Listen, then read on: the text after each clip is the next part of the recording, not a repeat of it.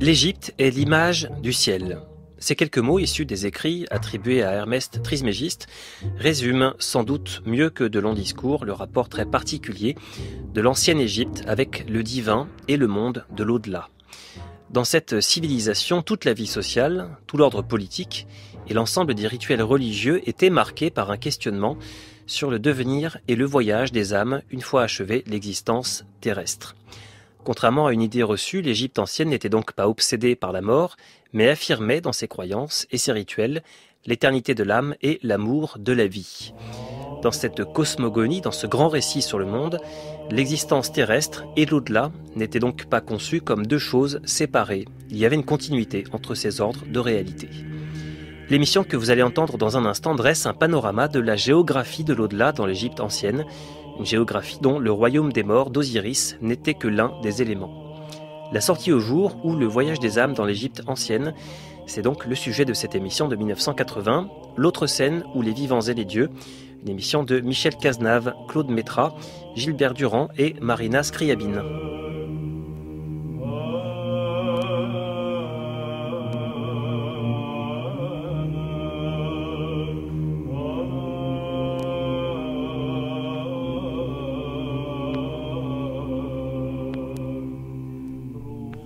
Ô vivants actuellement sur terre, et ceux qui sont encore à naître, qui viendraient vers cette montagne et verraient ce tombeau, venez, je ferai que vous soyez instruits des volontés de Dieu.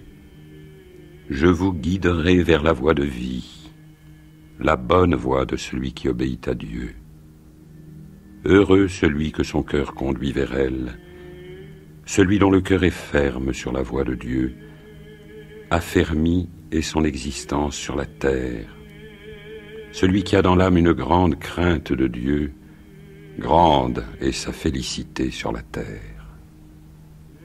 Ô vivants qui êtes sur terre, et ceux qui sont à naître, qui viendraient à cette montagne, verraient ce tombeau et passeraient auprès de lui, venez, je vous guiderai vers le chemin de la vie. Vous naviguerez avec un vent favorable sans accident et vous aborderez au port de la ville des générations sans avoir éprouvé d'affliction. Je suis un mort parfait, sans péché. Pour vous, si vous écoutez mes paroles, si vous vous y attachez, vous en éprouverez l'utilité. Elle est bonne la route de celui qui est fidèle à Dieu. C'est un béni celui que son cœur dirige vers elle. Je vous dirai ce qui m'est advenu. Je ferai que vous soyez informés des volontés de Dieu. Je ferai que vous pénétriez dans la connaissance de son esprit.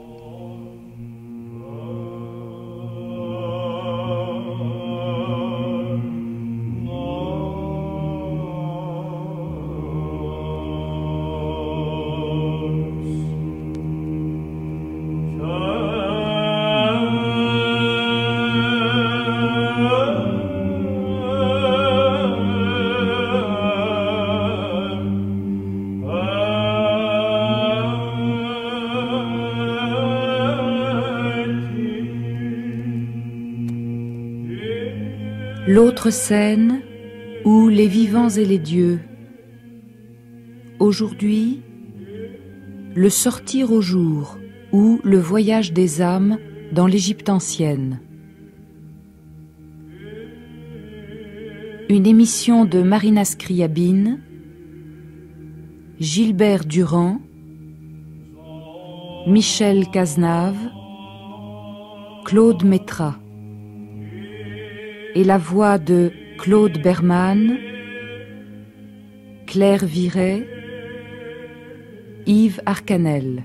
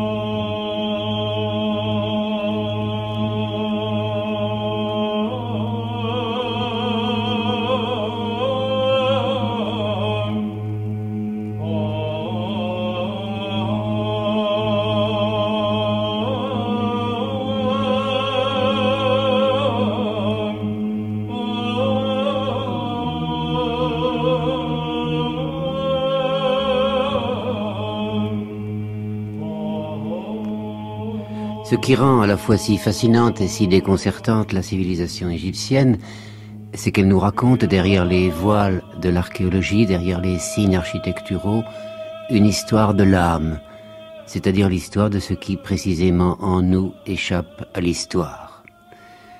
Parce qu'elle appartient à l'éternité, cette âme est promise à un incessant voyage. Et ce voyage, les Égyptiens ont tenté d'en décrire les itinéraires, d'en raconter les étapes. D'où cette infinie richesse d'images qui, durant 3 millénaires, circulent tout au long du Nil pour dire ce qu'il en est de l'homme, de sa condition ici-bas et de son devenir, vers ces territoires que le regard n'a pas pouvoir d'explorer. Dans son grand livre sur la civilisation égyptienne, François Daumas évoque la figure d'un des témoins de cette exploration spirituelle à travers laquelle s'ébauchait le lien entre la terre et le ciel, entre le temps et l'éternité.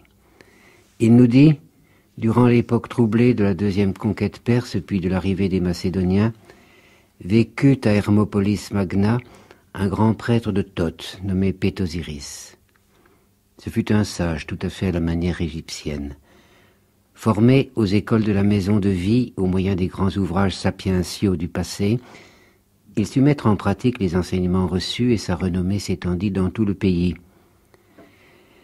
Mais nous pourrions le connaître seulement par ce qu'en ont dit les Grecs plus tard, s'il n'avait eu l'idée de faire graver dans son tombeau une bonne partie de ses doctrines morales et de sa biographie spirituelle. La pierre, généreuse, nous a conservé l'essentiel de son message. Ici, la beauté et l'élévation de la pensée trouvent pour s'exprimer une langue simple et grave, où brille par moments l'éclat contenu de la ferveur religieuse. Voici d'abord la vie juste et sainte récompensée par Dieu.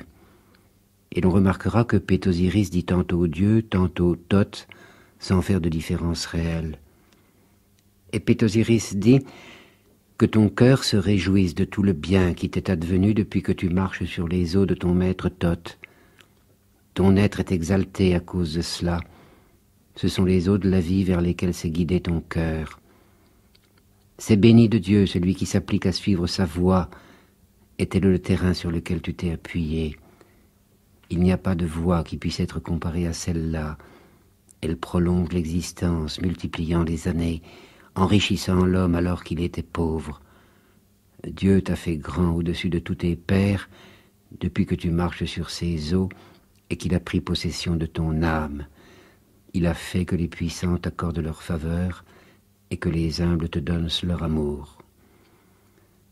Celui qui marche sur les eaux de Dieu, c'est-à-dire qui lui est soumis, n'acquérera pas seulement des avantages terrestres, mais encore la vie éternelle.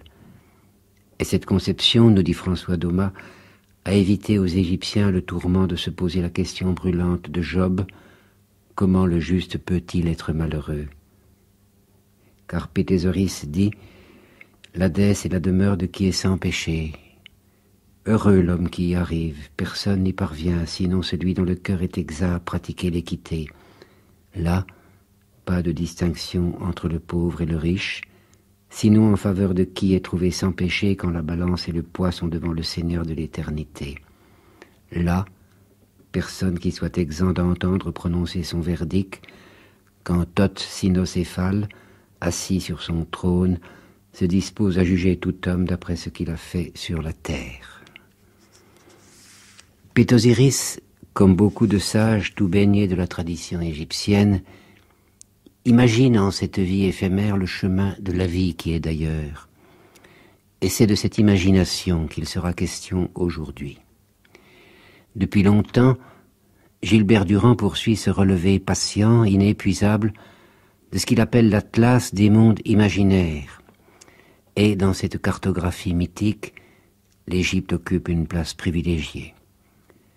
Avec Marina Scriabine, qui depuis longtemps interroge les signes abandonnés au rivage de l'histoire par la civilisation égyptienne, Gilbert Durand parcourt ici ce grand livre d'images où des hommes jadis inscrivirent leur vision de la vie. Mais quelles sont ces images? Quelle diversité présentent-elles? Et à quelle source pouvons-nous aujourd'hui les découvrir? Marina Scriabine. Ces sources sont extrêmement nombreuses, puisqu'elles comprennent non seulement des textes et des représentations, mais les objets et le mobilier qui ont été trouvés dans les tombes, ces tombes elles-mêmes, et même les morts, les momies. Tout cela nous parle de l'au-delà en Égypte et de la destinée du mort. Les plus anciens textes datent de la fin de l'Ancien Empire, mais leur contenu remonte beaucoup plus haut et sans doute même à la protohistoire. Ce sont les textes des pyramides qui ont été gravés sur les pyramides de la 5e et 6e dynastie, à ne pas confondre naturellement avec les grandes pyramides. Ensuite, nous avons au Moyen Empire les textes des sarcophages qui prolongent sur certains points les textes des pyramides, mais qui apportent aussi des éléments nouveaux. Au Nouvel Empire, les textes sur l'au-delà alors se multiplient, il y en a énormément. Les grands livres funéraires décrivent le voyage de la barque solaire. J'en cite quelques-uns. Le livre de ce qu'il y a dans la Douate, c'est l'au-delà, c'est ce qu'on appelle la divine région inférieure en égyptien. Et puis il y a le livre des portes, le livre des heures du jour de la nuit et plusieurs autres. Et enfin, le livre des morts. Ce titre est tout à fait impropre car le livre des morts ne s'appelle pas du tout ainsi. Il s'appelle le livre de sortir au jour. Ce livre décrit le périple du mort dans l'au-delà. On l'a souvent comparé, et d'ailleurs non sans raison, au bardo Todol tibétain. Enfin, à côté de ces textes, on peut mentionner les inscriptions sur les murs des temples, sur les murs des tombes, puis alors les stèles, les rituels funéraires et d'embaumement, bien entendu, sans oublier quelques lettres aux morts, car il y a des vivants qui écrivaient des lettres à leurs défunts. En ce qui concerne les sources iconographiques, à l'Ancien Empire, nous n'avons pas de représentation de l'au-delà. Nous avons seulement, dans les mastabas, des scènes de la vie courante, mais qui ne sont pas étrangères à notre sujet. Et ensuite, des fausses portes, c'est-à-dire des portes qui permettaient aux morts désincarnés de sortir de sa tombe, des statues et des stèles d'offrande, toutes choses qui peuvent nous parler énormément de ce que nous voulons savoir. Enfin, au Moyen Empire, apparaissent des cartes de l'au-delà. Je dis bien des cartes, et détail curieux, on ne connaît pas à cette époque-là des cartes du monde terrestre. Probablement elles existaient, mais enfin, les hasards de l'archéologie font qu'on a découvert celles-là avant. Ces cartes montrent la topographie du pays d'outre-tombe. Elles illustrent un livre qui s'appelle le livre des deux chemins. Mais elles sont en petit nombre et elles n'ont pas été reprises ensuite. Alors, au Nouvel Empire, au contraire, les représentations de l'au-delà se multiplient.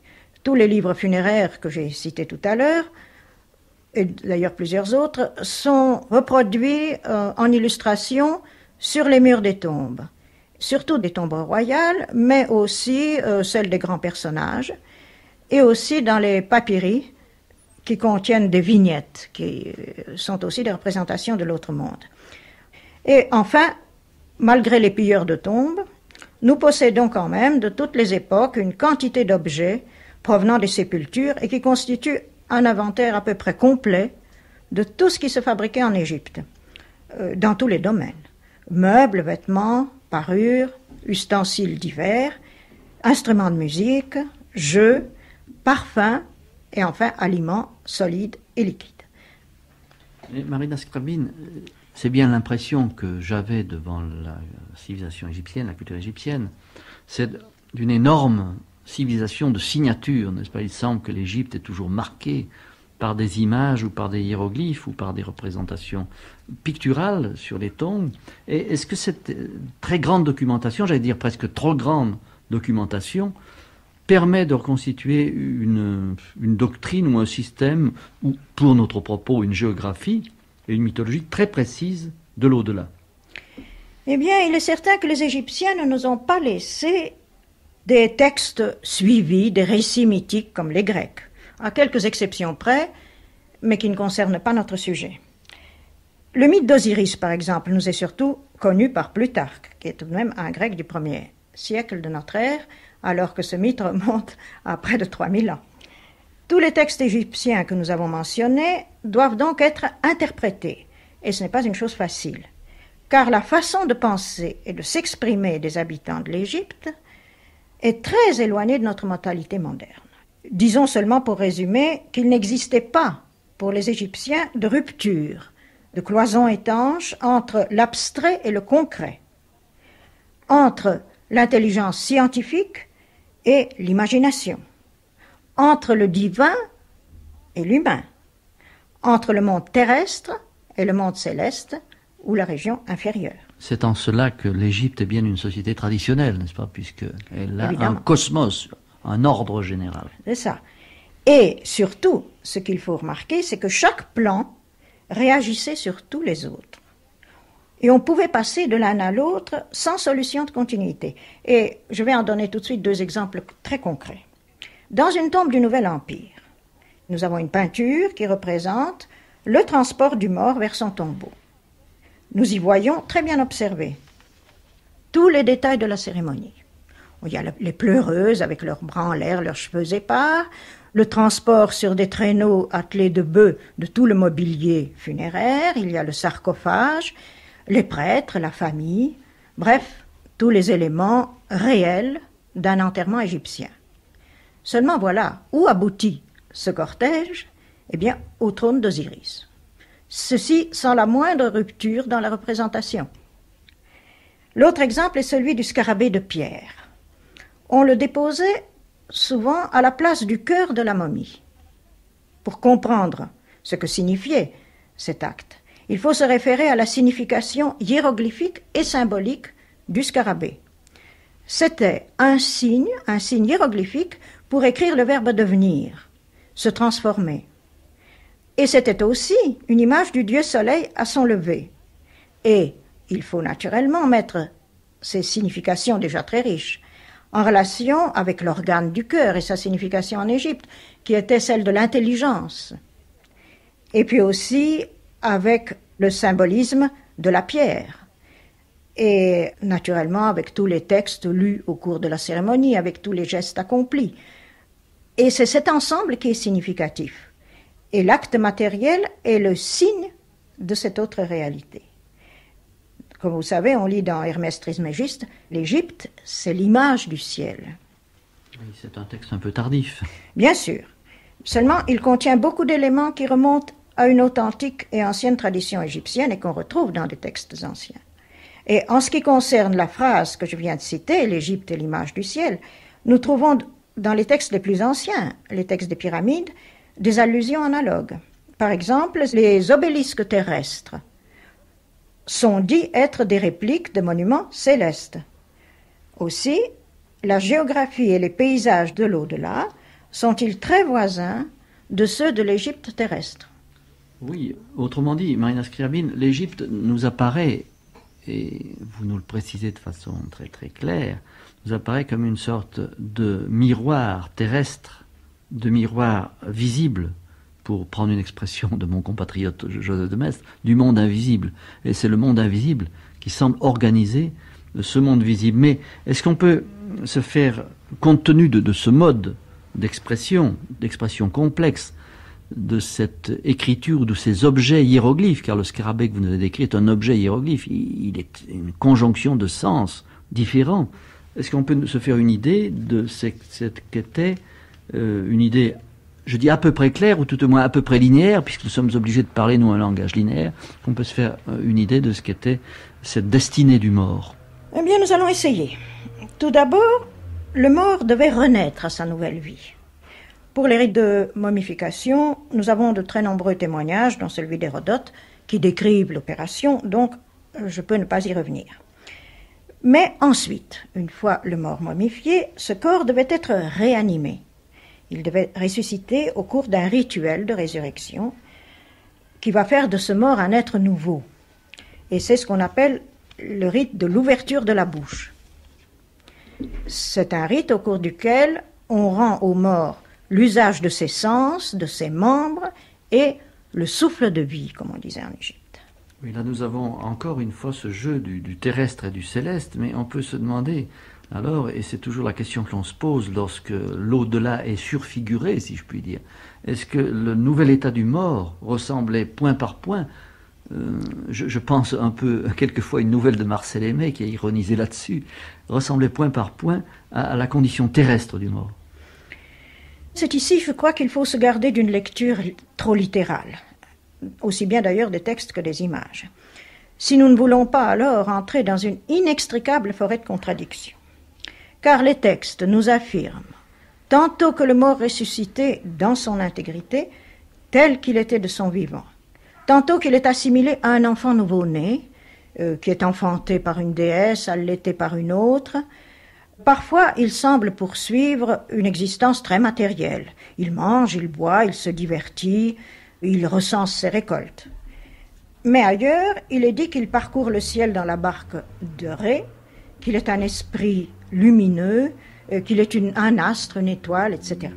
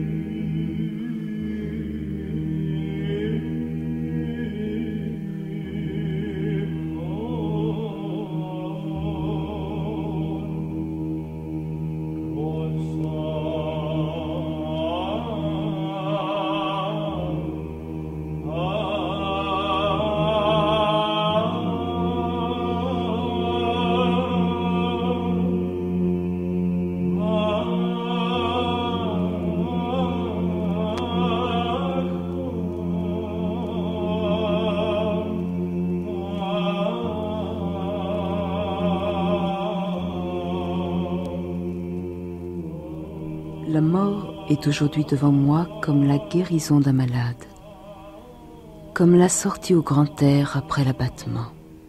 La mort est aujourd'hui devant moi comme le parfum de l'oliban, comme le repos à l'abri d'un voile, un jour de grand vent. La mort est aujourd'hui devant moi comme le parfum des lys, comme le repos sur la rive d'un pays d'ivresse. La mort est aujourd'hui devant moi comme la fin d'un orage, comme le retour à la maison après une expédition. La mort est aujourd'hui devant moi comme quand le ciel se découvre, comme on s'en irait d'ici chassé vers un pays qu'on ignore. La mort est aujourd'hui devant moi comme le désir qu'a un homme de revoir sa maison après avoir passé nombre d'années en captivité. En vérité, celui qui est là-bas, c'est un Dieu vivant qui punit le péché en celui qui le commet.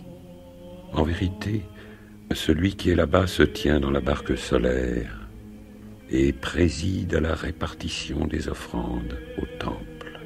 En vérité, celui qui est là-bas est un savant que l'on ne peut repousser et qui peut s'adresser à Ré quand il parle.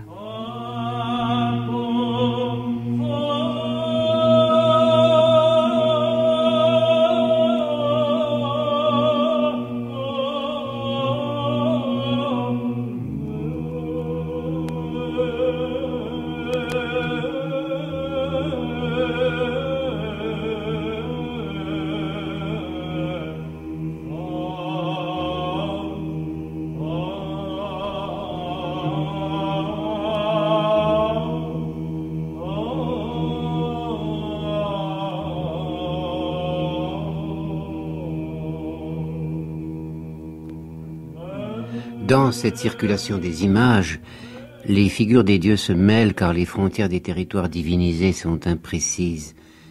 Et imprécises aussi les frontières des symboles à travers lesquels l'Égyptien invente son dialogue avec l'infini. Et cette confusion des symboles nous introduit ici au cœur même du langage de l'imaginaire. Et la cohérence des images se déchiffre à un niveau qui leur est particulier. Les symboles osiriens et les symboles solaires se rencontrent et s'entremêlent dans les mêmes textes et même les mêmes représentations. Parfois même, et ça c'est assez étonnant quand même, Ré, qui est le dieu de la lumière, et Osiris, le roi du pays des morts, du pays inférieur, du pays sombre, peuvent s'unir en une seule divinité. Maintenant, ceci ne doit pas trop nous étonner. Un dieu égyptien pouvait très bien et très facilement s'identifier à un autre dieu. Pour ça, eh bien, il lui suffisait d'emprunter son nom. Ainsi, par exemple, nous lisons dans les textes de Pyramide cette phrase qui s'adresse au roi mort. Je cite « Nephthys t'a rassemblé tous tes membres en son nom de Séchat, maîtresse des bâtisseurs. » Et j'ajoute maîtresse de l'écriture. Donc, Nephthys, la sœur d'Isis, emprunte le nom de Séchat pour accomplir une certaine action. Et ceci est extrêmement fréquent dans les textes égyptiens. Et il en est de même pour l'aspect des dieux.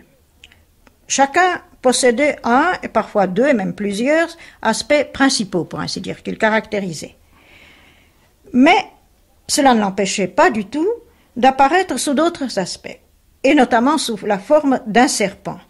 Alors là, ces reptiles, et notamment les uréus, pouvaient à l'occasion figurer n'importe quelle divinité. Vous imaginez que ça ne facilite pas le décryptage.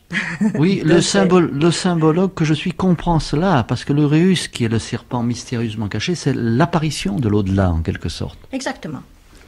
Et on peut dire, dès lors, que pour l'Égyptien, tout était langage, c'est-à-dire signe d'autre chose. Il use donc non seulement des images, mais des mots, des objets, des actes, pour composer un seul discours, qui pourra toujours être lu à plusieurs niveaux. En ce qui concerne la destinée du mort, puisque c'est elle qui nous occupe, nous savons en tout cas qu'il doit être jugé. De nombreux documents figurent ce tribunal, et les textes funéraires en décrivent avec beaucoup de minutie le cérémonial, car il s'agit bien d'une grande cérémonie. Alors le juge des morts, qui est le plus souvent Osiris, mais quelquefois Ré, est assis sur un grand trône, près d'une balance devant laquelle le mort est amené par Anubis, qui est le dieu de l'embaumement et le dieu qui guide le mort jusqu'au tribunal. Alors Osiris est lui-même assisté par 42 juges qui sont gardiens de 42 portes. Il faudrait ici parler de la signification des portes en Égypte, qui est toute une symbolique très complexe. Devant ces juges, le mort doit se justifier des fautes morales et rituelles, selon un code religieux très exigeant, et la pesée du cœur, qui s'effectue ensuite sous le contrôle du dieu scribe Thoth, révélait si cette déclaration d'innocence, comme on l'appelle, était véridique. Dans l'affirmative, le mort était définitivement justifié et admis dans la compagnie des dieux. Il participait même à leur état glorieux. Mais dans la négative, il était livré à un monstre, la dévorante, Babaï, qui en faisait sa pâture. Elle se nourrissait des pécheurs. Et c'est là sans doute cette fameuse seconde mort qu'on rencontre dans beaucoup de textes. Mais pourtant, ce n'était pas le seul châtiment réservé aux coupables, puisqu'on connaît aussi des représentations de tourments infligés aux pécheurs, et dont certains ressemblent d'ailleurs assez à l'enfer chrétien. Mais évidemment, c'est ici qu'apparaît un écart très considérable entre une doctrine très élevée, très exigeante, et certaines pratiques, bien entendu, très contestables, et encouragées, comme toujours, et comme partout, par les marchands du temple, profession aussi vieille que le temple lui-même. Ils procuraient naturellement, moyennant finances, des amulettes, des formules infaillibles, des talismans, etc. Oui, c'est ce que l'on trouve souvent dans les collections énormes de petits bibelots des musées d'égyptologie.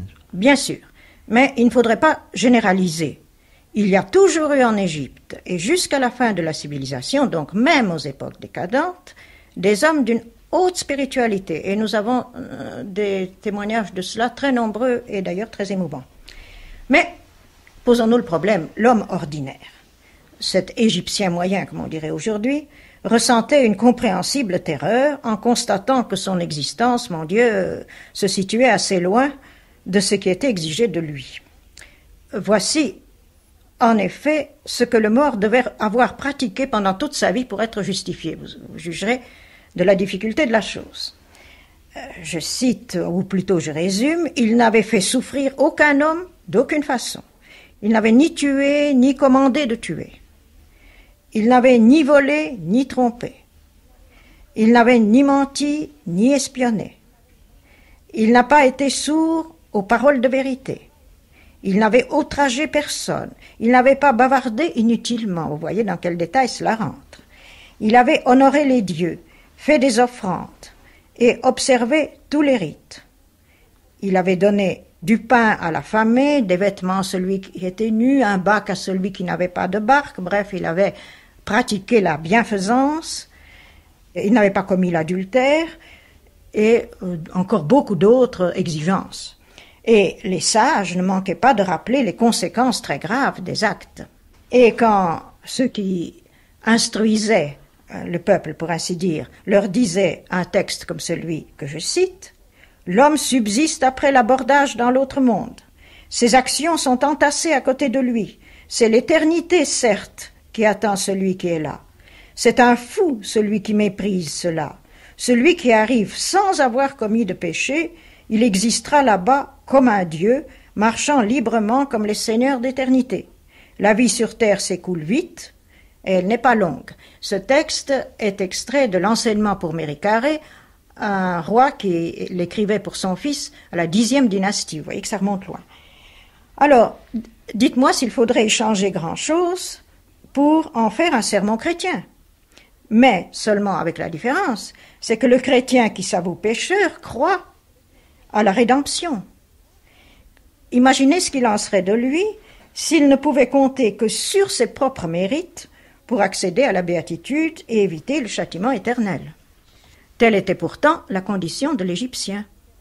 Et quoi d'étonnant alors s'il a parfois prêté l'oreille aux marchands de certitude. Tout au début de l'histoire égyptienne, seul le roi, lui, avait accès à l'immortalité solaire.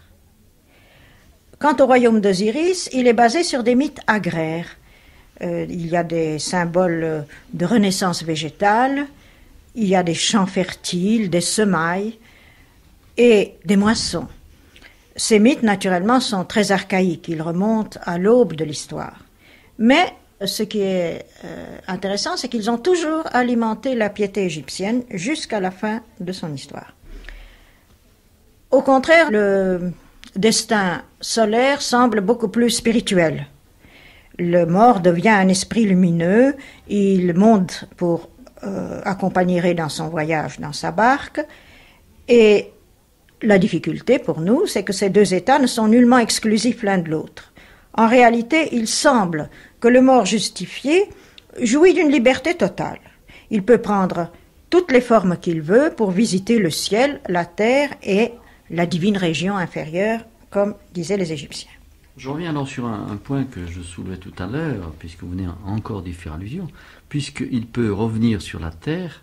Est-ce que, très concrètement, et c'est un peu l'impression que l'on a quand on voit le mobilier et toutes les figurines qui sont dans les tombes, est-ce que les Égyptiens anciens ne croyaient-ils pas aussi à une survie dans la tombe même, liée au corps, à la momie, qui poursuivait une vie peut-être un peu atténuée, mais tout de même semblable à la demeure terrestre, parce qu'on a toujours l'impression que les tombes égyptiennes, quelquefois de façon miniaturisée, n'est-ce pas, en maison de poupée, reproduisent ce qu'était la vie dans la demeure du vivant. La tombe serait une réplique, en quelque sorte, de la demeure du vivant. Oui, certains égyptologues le pensent, et ils s'appuient en effet pour cela sur l'usage des offrandes alimentaires, sur la présence d'un mobilier et tout ce que vous avez dit. Et notamment, il y avait aussi des objets de toilette, des jeux qui font penser justement à la même vie que sur Terre. Cependant, remarquons qu'aucun texte ne vient appuyer cette hypothèse. Je dirais même au contraire. Tous répètent sans se lasser, même quelquefois s'en élassant pour celui qui les lit, que le mort peut sortir de sa tombe quand il veut, qu'il peut se métamorphoser en phénix, en faucon d'or et d'autres êtres de ce genre pour parcourir le cosmos tout entier. On pourrait même affirmer, sans exagérer, que toute l'immense littérature funéraire égyptienne n'a d'autre but que de libérer justement le mort de sa tombe. Ce tombeau d'ailleurs est assimilé au ciel, ce qui est assez étonnant. Et par la puissance de la parole rituelle, il devient le ciel, c'est ça qu'il faut comprendre. Alors ici, je donne quelques textes. Par exemple, nous lisons dans les textes des pyramides, je cite, « Ils t'ont conduit et remis à ta mère Nout. » Nout, c'est la déesse du ciel. En son nom d'ensevelissement, toujours cette façon d'emprunter une personnalité par le nom. Tu montes vers elle en son nom de tombeau. Voilà, donc la déesse du ciel a comme nom le tombeau. Il y a naturellement ici beaucoup de jeux de mots qui mettent en relation justement la déesse céleste et la tombe.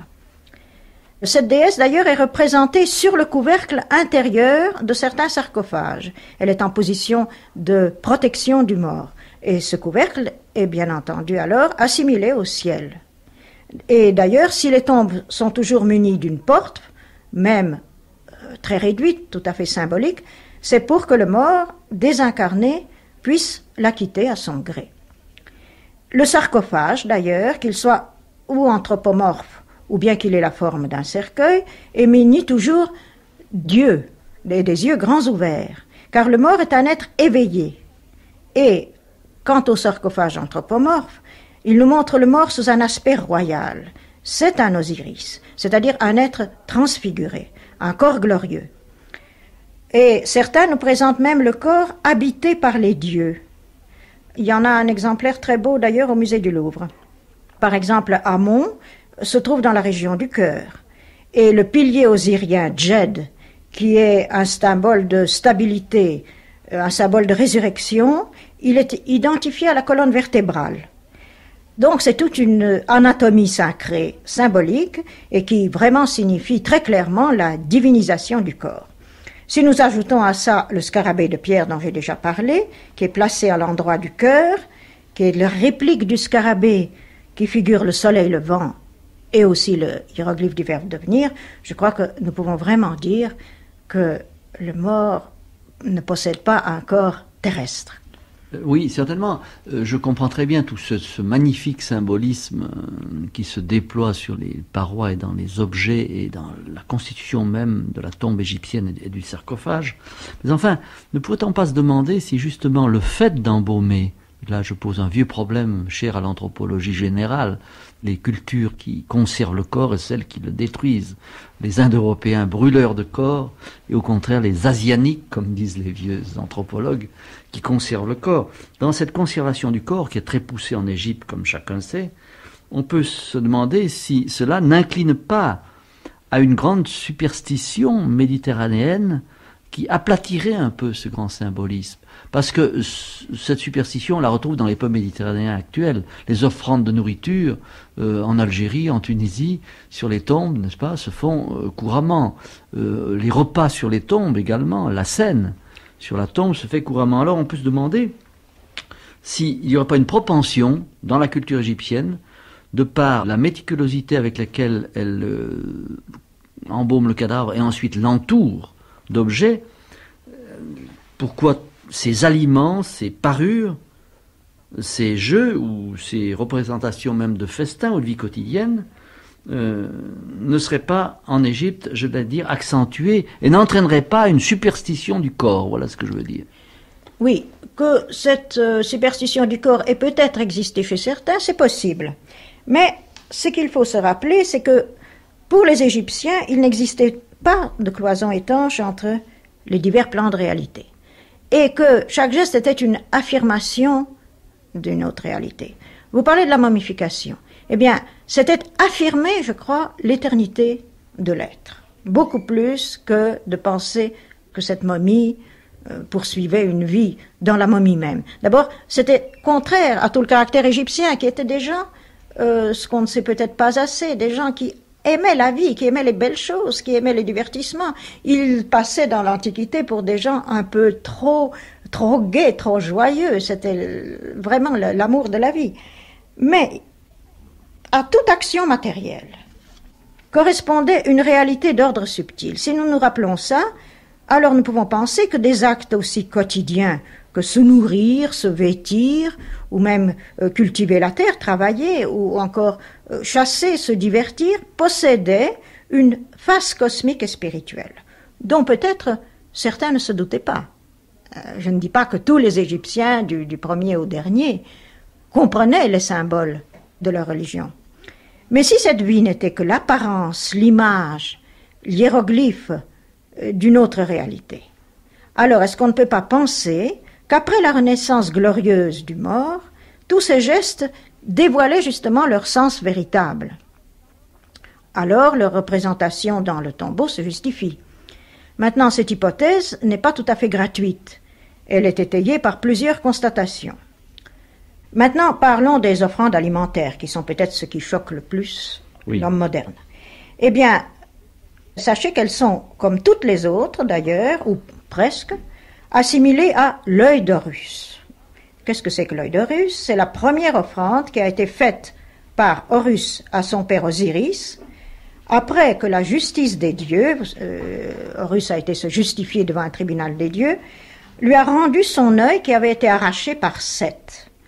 Et que fit Horus? Il mit cet œil dans la bouche d'Osiris et lui rendit ainsi la vie. Vous voyez que ces offrandes alimentaires sont elles aussi assimilées à quelque chose de tout différent que de manger de bonnes choses.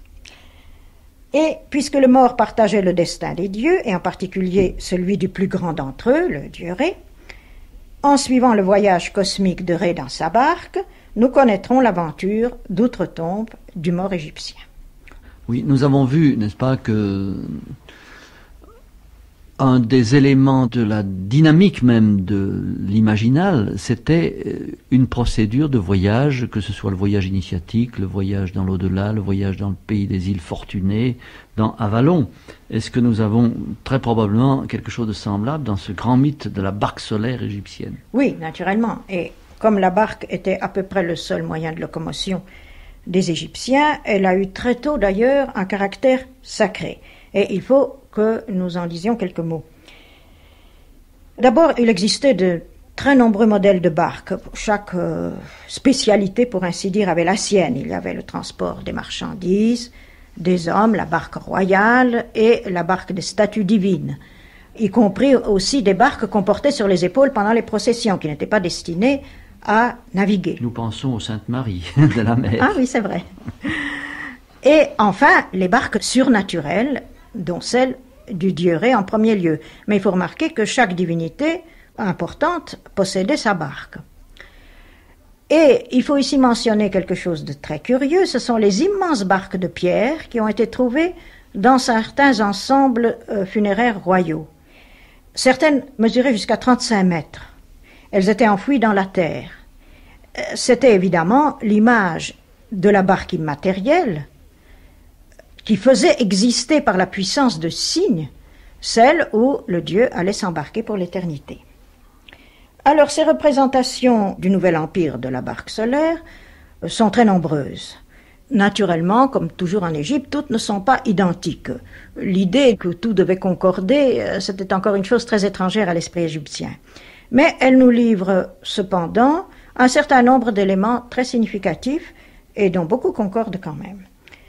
Notamment, il existait deux barques, la barque diurne et la barque nocturne. Elles étaient différentes. Alors, la proue de la barque diurne est généralement couverte d'une étoffe à franges.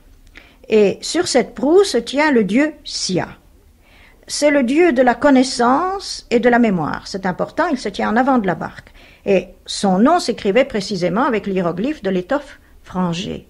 Il y aurait tout un symbolisme de l'étoffe comme connaissance qui, je crois, serait à chercher en Égypte. Alors, au centre de la barque, nous avons Ré, qui se tient debout et dont l'aspect se modifie selon les heures et les régions qu'il traverse. Là encore, c'est important parce que quand on parle des dieux égyptiens, eh bien, il faut bien se dire que leur aspect ce sont des hiéroglyphes. Et la preuve, c'est que Ré peut avoir tantôt une tête de scarabée, tantôt une tête de bélier, etc. Oui, cela me fait penser que, de même que nos grands monothéismes se résolvent toujours tôt ou tard en polythéisme, on pourrait dire à l'inverse que le polythéisme égyptien apparent, finalement, par la multiformité des dieux et par leur façon de passer l'un dans l'autre, se réduit en un tissu, j'ose pas dire monothéisme, mais enfin avec une seule inspiration religieuse. Moi, j'ose le dire. Il me semble que les nombreux dieux sont des aspects, des manifestations d'une divinité unique. Seulement, il ne faut pas penser que tous les Égyptiens connaissaient ça. Là, il y avait des degrés d'initiation, évidemment, très nombreux. Bon, donc, nous en étions à Ré. Il est debout dans une cabine en forme de naos, n'est-ce pas? Donc, il est visible sur les représentations, mais normalement, il est absolument caché, il est dans le noir. Alors, dans la barque nocturne, cette cabine est généralement protégée par les replis d'un immense serpent, le serpent Méhen, un bon serpent, car il y a les mauvais et les bons serpents, et ils sont très nombreux en Égypte. L'équipage de la barque comprend généralement, outre le dieu Sia, Thoth, dieu de la sagesse et de la science, Isis, qui est la grande magicienne, et à l'arrière, encore un détail important, tenant la rame gouvernail, donc gouvernant le vaisseau, on voit Hu. C'est le dieu de la parole créatrice du commandement, celui qui dit et les choses deviennent. Dans la barque nocturne, nous trouvons également Seth. Ceci est aussi un détail extrêmement intéressant, car Seth serait, selon nos critères, un dieu du mal. En effet, il a tous les défauts. Il est violent, meurtrier de son frère, blasphémateur, lubrique, cruel. On ne peut pas imaginer un défaut qu'il n'ait pas. Et cependant, c'est lui qui défend le dieu solaire, le dieu de la lumière, dans sa lutte contre Apophis. Et c'est Apophis qui symbolise le mal. Et qu'est-ce qu'Apophis? C'est le chaos. Le mal, pour les Égyptiens, c'était le chaos. C'est grâce à Seth que la barque solaire va vaincre les obstacles. Car, finalement, dans cette barque solaire, je pense que nous pouvons voir l'image symbolique de la réalisation spirituelle. Chez l'homme, les puissances agressives et destructrices, lorsqu'elles sont intégrées à l'équilibre du microcosme, comme elles le sont dans le macrocosme, contribuent par leur dynamisme, par leur puissance à la victoire sur le chaos.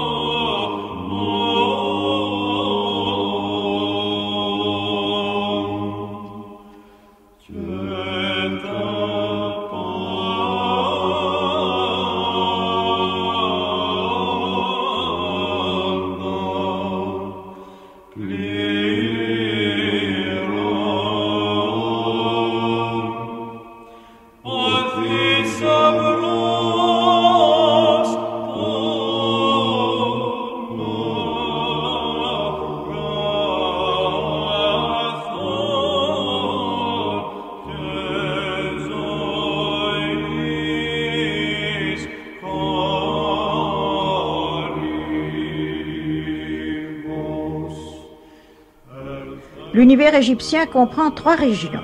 La terre, le monde des vivants. Ensuite, la région céleste, sur laquelle règne Ré, dans la splendeur. Et il règne sur les esprits bienheureux. Et c'est un peu une sorte de réplique glorieuse de l'Égypte. La 3e région est d'ailleurs plus complexe et plus ambiguë. C'est la Douate, ou la divine région inférieure. C'est le royaume d'Osiris, en principe, car il faut dire que nous trouvons toujours le contraire ou des nuances. La situation de ce royaume n'est pas absolument certaine. Bien sûr, le plus souvent, elle ressemble à un pays souterrain. mais aussi certains textes parlent d'une terre au-delà des montagnes de l'Ouest. Et même on pourrait y voir une représentation du ciel nocturne. Mais quoi qu'il en soit, cette région est traversée par un fleuve sur lequel navigue la barque solaire, à l'exception cependant du livre des cavernes, un des livres funéraires, dans lequel le dieu se déplace à pied. Mais ceci n'a aucune importance, comme nous le verrons tout à l'heure. Comme il est vain de vouloir concilier les descriptions des grands livres, je m'appuie surtout sur le livre de ce qu'il y a dans la Droite, dans la région inférieure, qui est l'un des plus élaborés par les théologiens du Nouvel Empire. Alors, l'itinéraire nocturne, car c'est celui surtout qui nous intéresse, est divisé en 12 secteurs, correspondant à peu près aux 12 heures, et ces secteurs sont séparés par des portes. Et chacun possède ses caractéristiques topographiques, ses habitants, ses dieux, ses génies, ses monstres, et aussi ses animaux. Et on y retrouve les dieux des nécropoles locales. Chaque nécropole locale avait son dieu, et on les trouve dans ces régions inférieures. Chacun de ces dieux règne sur une zone qui reproduit dans la droite la région terrestre correspondante. Vous voyez ici encore, non seulement l'image avec le monde terrestre du monde céleste, mais aussi du monde intermédiaire. Cette zone, donc, reproduisait la région terrestre en suivant le cours nocturne du Soleil, qui disparaissait naturellement à l'ouest, se dirigeait vers le nord et reparaissait au matin. Alors, recommencer son périple en disparaissant dans une échancrure de montagne, ici encore allusion à un hiéroglyphe, et ça se passait à Abydos, une des villes saintes. La première contrée est une sorte de zone crépusculaire où l'embarcation est saluée par des cynocéphales. Les cynocéphales sont ceux qui saluent toujours le soleil en premier. Et le dieu est accueilli par les divinités qui vont l'aider à franchir le pays nocturne, et notamment les Uréus qui crachent le feu, c'est-à-dire la lumière, et qui vont éclairer son parcours. Les déesses des heures de la nuit serviront de pilotes à tour de rôle. Chaque heure a sa déesse qui va prendre son tour de garde, pour ainsi dire, et aider le dieu à parcourir la région dont elles dépendent. Alors, le cortège de Ré est complété par de nombreux dieux et déesses, des génies armés, des serpents. C'est une véritable garde qui doit défendre le dieu contre ses ennemis qui sont nombreux. La première heure, divinité guide qui va donc conduire le dieu à travers cette contrée, se nomme, les noms sont toujours toute une phrase parce qu'ils ont une signification, eh bien elle se nomme celle qui fend les fronts des ennemis de Ré. À chacune des étapes de son parcours, Ré va amener dans sa barque les fidèles du dieu qui commande la région. Et peut-être trouvons-nous ici la fusion de deux mythes, celui du passeur infernal qui est mentionné dans les textes des pyramides et celui de la barque solaire. Il y a là probablement les deux éléments. Ensuite, Ré traverse un domaine du dieu Conti-Amentiu, nom sous lequel était vénéré Osiris, car il avait plusieurs noms selon la région, et là c'est à Abydos qu'il était vénéré. C'est une contrée très fertile puisque les habitants portent des pousses de palmiers, des épis. Et après le crépuscule, ici, nous entrons dans la nuit. La barque ne porte plus sur la proue l'étoffe à franges, qui était l'emblème de Sia, mais nous y voyons deux Uréus qui sont sans doute Isis et Nephthys, les deux sœurs déesses. Le tissu frangé symbolisait la connaissance, comme nous l'avons vu, mais dans les ténèbres, ce sont d'autres forces qui vont guider la barque. Isis personnifie les puissances magiques de la nuit. Les morts cultivent les champs d'Osiris et la divinité pilote de l'heure s'appelle l'habile à défendre son seigneur. Quant au nom de la contrée, c'est l'eau du Seigneur unique, devenir des richesses. Cela fait allusion évidemment à la fécondité d'Osiris. Et c'est peut-être là qu'il faut situer les champs d'Ialou. Ce sont, dit-on, les ancêtres des Champs-Élysées des Grecs. C'est assez probable. Ce serait des Champs-Élysées cultivés dans ce cas-là. C'est ça. C'est plus agraire, mais c'est peut-être les ancêtres des Champs-Élysées. Et ensuite, le paysage change. Cette fois, nous sommes dans une région désertique et stérile. Le fleuve a disparu, il a été bu par le sable. Et pour poursuivre la route, la barque se transforme en serpent, bien entendu, à deux têtes. Car le serpent peut se glisser à travers d'étroits couloirs, peut franchir de multiples portes au milieu d'un grouillement d'autres reptiles monstrueux. Horus et Thoth, ici, font partie du cortège. Ils portent un Ujja, l'œil lumineux, pour aider Ré à franchir ces régions particulièrement inhospitalières. C'est un vrai labyrinthe peuplé de monstres. Cette région porte le nom la vivante de forme, probablement à cause de l'aspect de la faune qui est très multiforme. Et la porte qui y donne accès s'appelle celle qui cache des couloirs à cause du labyrinthe. Le nom de la divinité de l'heure fait allusion évidemment à la multiplicité des ennemis. C'est la grande dans ses violences. Ensuite, Ré arrive à la résidence d'un très ancien dieu, Sokaris. C'est une montagne de sable. Sokaris règne sur la région désertique de Saqqara.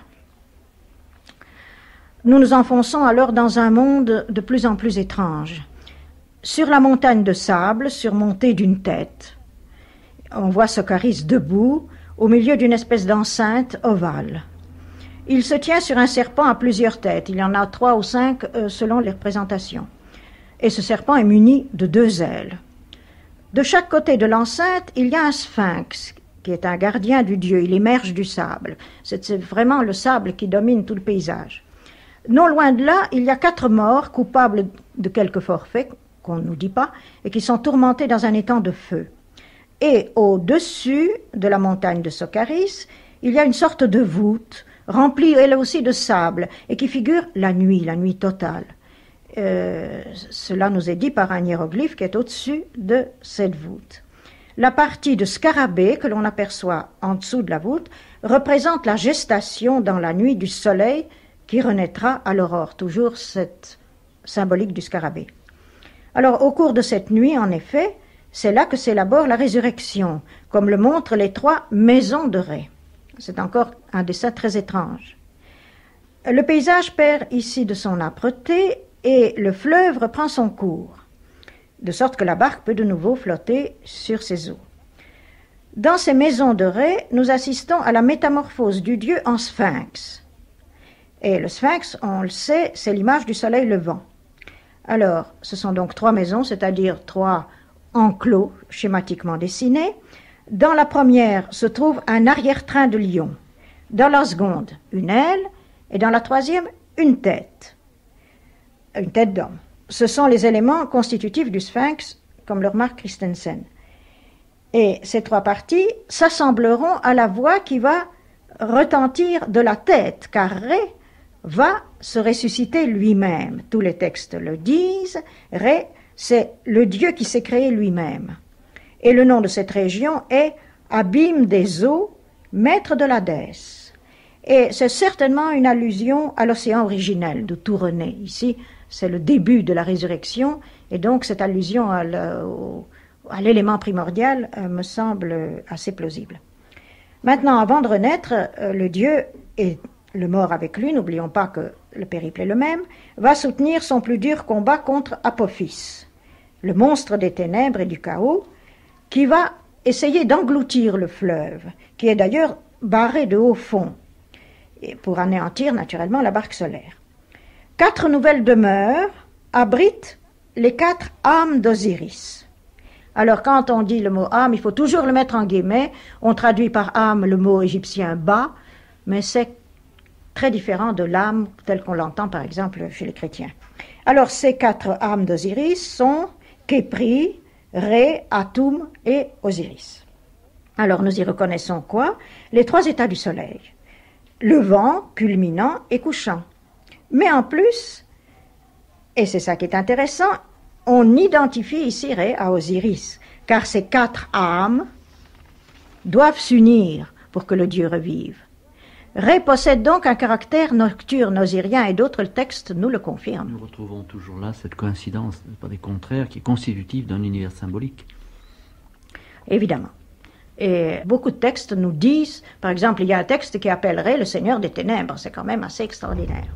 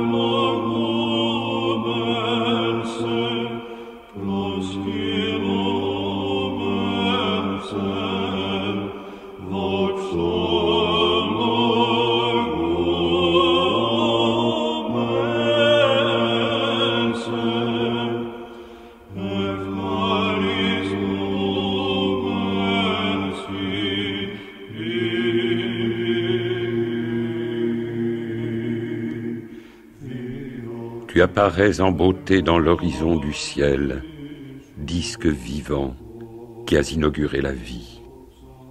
Sitôt tu es levé dans l'horizon oriental, que tu as empli chaque pays de ta perfection. Tu es beau, grand, brillant, élevé au-dessus de tout l'univers. Tes rayons entourent les pays jusqu'à l'extrémité de tout ce que tu as créé. C'est parce que tu es le soleil que tu les as conquis jusqu'à leurs extrémités. Et tu les lis pour ton Fils que tu aimes. Si éloigné sois-tu, tes rayons touchent la terre. Tu es devant nos yeux, mais ta marche demeure inconnue. Lorsque tu te couches dans l'horizon occidental, l'univers est plongé dans les ténèbres et comme mort. Les hommes dorment dans les chambres, la tête enveloppée, et aucun d'eux ne peut voir son frère. Volerait-on tous leurs biens qu'ils ont sous la tête, qu'ils ne s'en apercevraient pas? Tous les lions sont sortis de leur antre, et tous les reptiles mordent. Ce sont les ténèbres d'un four, et le monde gît dans le silence. C'est que leur Créateur repose dans son horizon. Mais à l'aube, dès que tu es levé à l'horizon et que tu brilles, disque solaire dans la journée, tu chasses les ténèbres et tu émets tes rayons. Alors, le double pays est en fête, l'humanité est éveillée, debout sur ses pieds. C'est toi qui les as fait lever. Sitôt leur corps purifié, ils prennent leurs vêtements, et leurs bras sont en adoration à ton lever. L'univers entier se livre à son travail. Chaque troupeau est satisfait de son herbe. Arbres et herbes verdissent. Les oiseaux qui s'envolent de leur nid, leurs ailes éployées, sont en adoration devant ton être. Toutes les bêtes se mettent à sauter sur leurs pattes. Et tous ceux qui s'envolent et tous ceux qui se posent vivent lorsque tu t'es levé pour eux. Les bateaux descendent et remonte le courant. Tout chemin est ouvert parce que tu es apparu. Les poissons, à la surface du fleuve, bondissent vers ta face. C'est que tes rayons pénètrent jusqu'au sein de la mer très verte. C'est toi qui fais se développer les germes chez les femmes, toi qui crées la semence chez les hommes, toi qui vivifies le fils dans le sein de sa mère, toi qui l'apaises avec ce qui fait cesser les larmes. Toi, la nourrice de celui qui est encore dans le sein, toi qui ne cesses de donner le souffle pour vivifier chacune de tes créatures. Lorsqu'elle sort du sein pour respirer au jour de sa naissance, tu ouvres sa bouche tout à fait et tu pourvois son nécessaire. Tandis que l'oiselet dans son œuf épépit déjà dans sa coquille, tu lui donnes le souffle à l'intérieur pour le vivifier. Tu as prescrit pour lui un temps fixe pour la briser de l'intérieur. Il sort de l'œuf pour pépiller au temps fixé et marche sur ses pattes aussitôt qu'il en est sorti.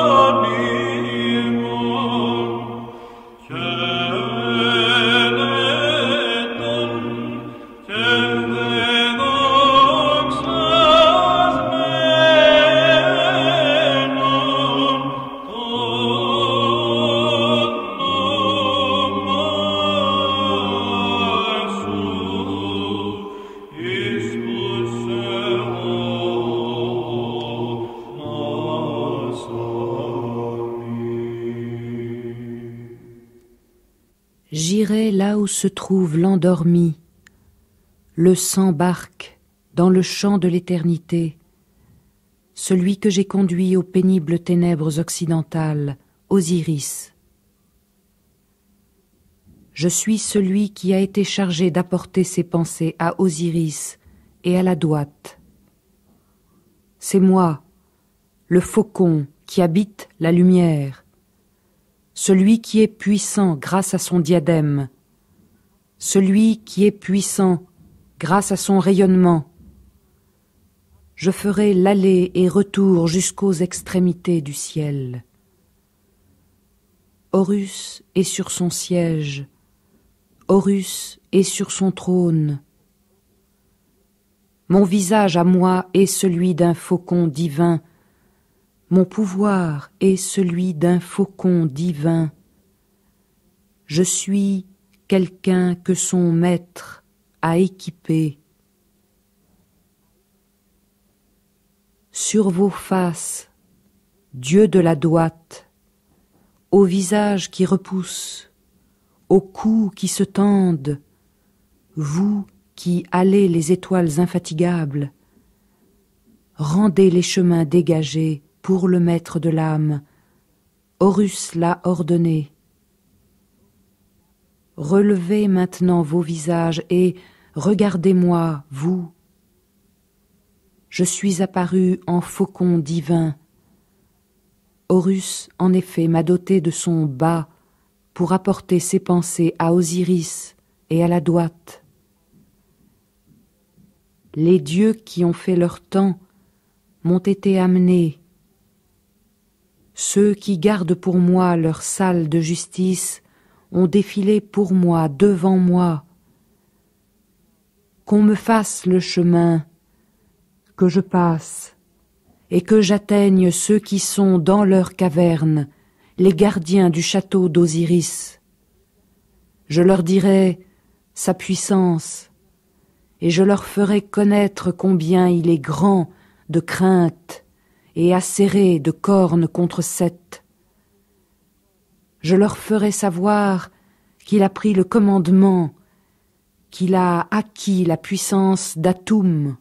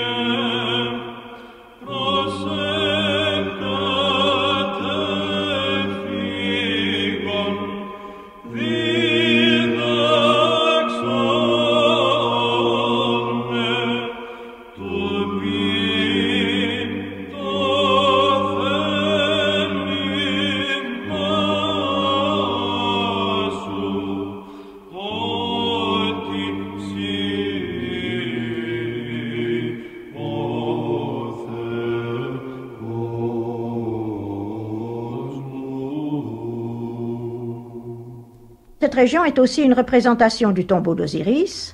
On y voit un crocodile, personnification des forces hostiles, ligué pour empêcher le triomphe de la vie.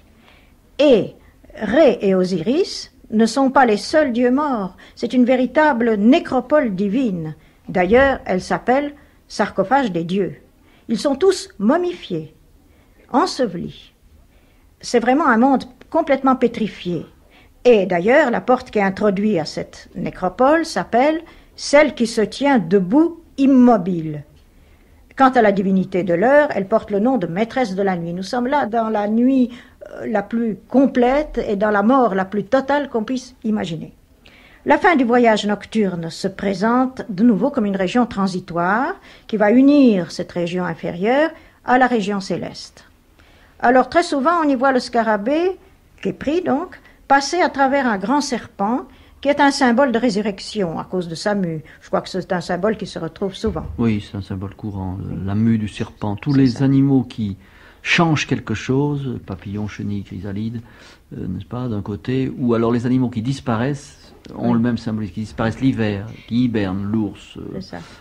etc. Ensuite, le soleil atteint l'enceinte de la droite, d'où il va surgir dans la lumière matinale, après avoir rejeté sa dépouille mumiforme. N'oublions pas qu'il a été comme une momie pendant tout le trajet. Et cette dernière région nocturne porte le nom très évocateur, les ténèbres deviennent le lever des naissances. Ce voyage du mort doit être mis en relation très étroite avec les rites de l'ensevelissement. La structure des temples est celle des tombes qui ne sont nullement une demeure terrestre, mais aussi une image du cosmos. C'est bien là, n'est-ce pas, où nous voyons ce que vous disiez tout à l'heure, que finalement ce qui dicte le rituel de la sépulture et le rituel très matériel de l'embrumement, c'est ce grand voyage eschatologique, si je puis me permettre. Ah oui, tout à fait. Seulement, voilà, c'est au moyen de symboles, de rites, de gestes et de formes qui peuvent différer pour dire une même chose que les Égyptiens s'expriment. Et le déchiffrement de ces ensembles est souvent difficile. Mais nous trouverons toujours la représentation d'une quête pouvant conduire à la condition de Dieu. Est-il possible que cette quête soit aussi pas seulement celle des morts, mais celle des vivants, c'est-à-dire une quête initiatique?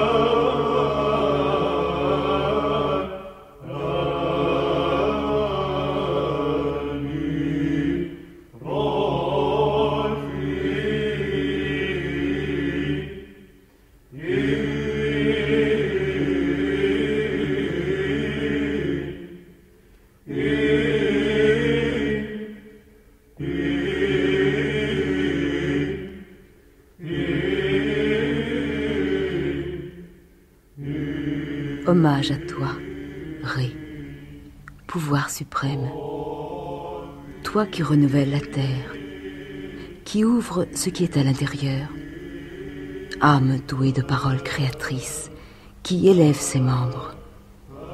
Tu es les corps de celui qui renouvelle la terre. Hommage à toi, Ré, pouvoir suprême, éternel qui brûle ses ennemis, enflammé, flamme qui produit une langue de feu. Tu es les corps de l'Éternel. Hommage à toi, Ré, pouvoir suprême, marcheur qui passe, brillant qui crée les ténèbres après la lumière. Tu es les corps du marcheur. Hommage à toi, Ré, pouvoir suprême, Seigneur de puissance, celui qui est sur son obélisque, chef des dieux qui sont devant. Tu es les corps du Seigneur de puissance. Hommage à toi, Ré, pouvoir suprême, qui réside dans la demeure de l'obélisque. Grand Dieu qui lit le temps, tu es les corps de celui qui réside dans la demeure de l'obélisque. Hommage à toi, Ré, pouvoir suprême, Seigneur des ténèbres, qui parle au sein de ces mystères, âme qui appelle les habitants des cavernes. Tu es les corps du Seigneur des ténèbres.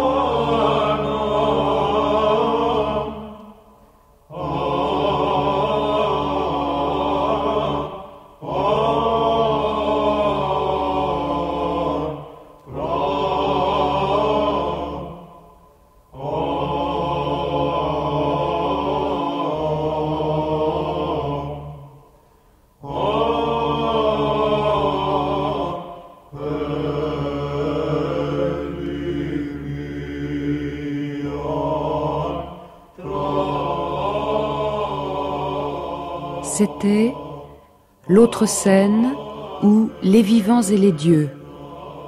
Aujourd'hui, le sortir au jour ou le voyage des âmes dans l'Égypte ancienne.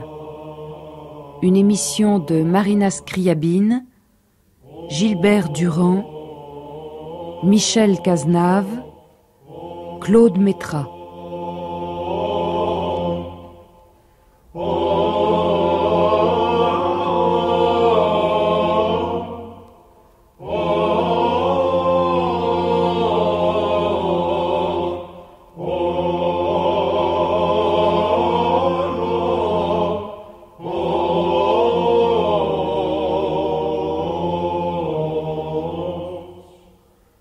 Prise de son et mixage, Robert Altabert et Marcel Lebras. Assistante, Nicole Valeron. Réalisation, Christiane Mallarmé.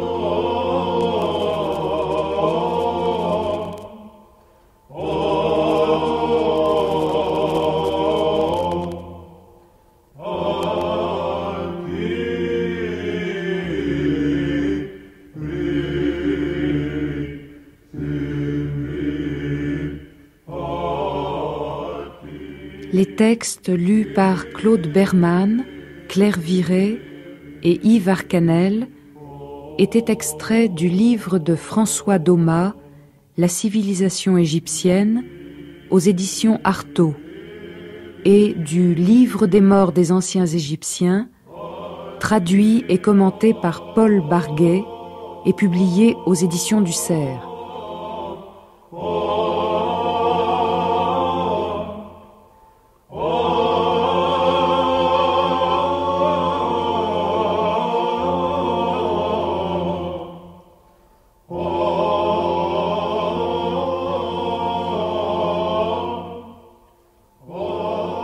L'illustration musicale était empruntée aux chants sacrés de la tradition byzantine en Grèce, enregistrée par l'ensemble vocal du chantre Théodore Vassilikos sous la direction d'Aris Fakinos et éditée par Radio France dans la collection Okora.